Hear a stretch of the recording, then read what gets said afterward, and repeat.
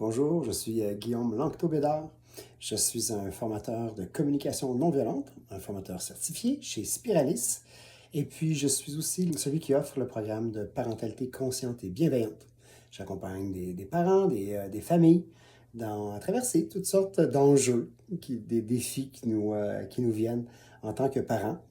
Et puis, aujourd'hui, j'ai envie de vous parler du gros défi que représente le temps d'écran. C'est un énorme défi pour tellement de gens. J'entends régulièrement mon enfant, il voit moins de monde, il fait moins de choses, il va moins dehors, il fait moins d'exercices. On a raison de se préoccuper. Ces engins-là sont vraiment conçus pour nous rendre extrêmement dépendants, nous garder occupés sur les écrans le plus longtemps possible.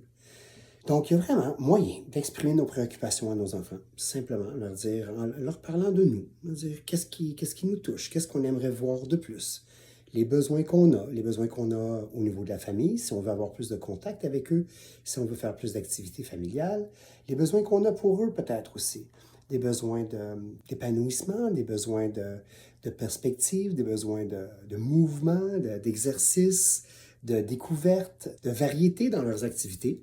On peut nommer ça.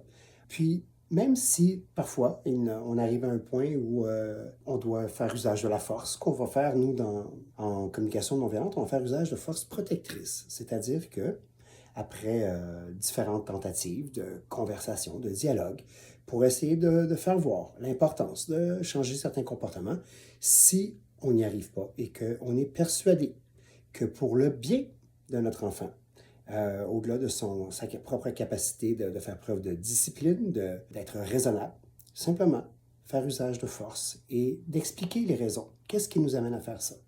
D'expliquer qu'on fait du mieux qu'on peut pour prendre soin d'eux, pour les accompagner dans leur vie.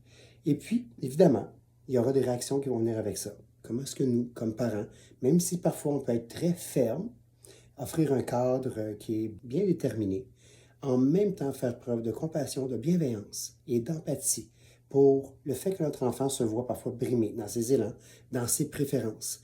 Donc ça pourrait vouloir juste dire, je comprends que tu aimerais pouvoir décider par toi-même.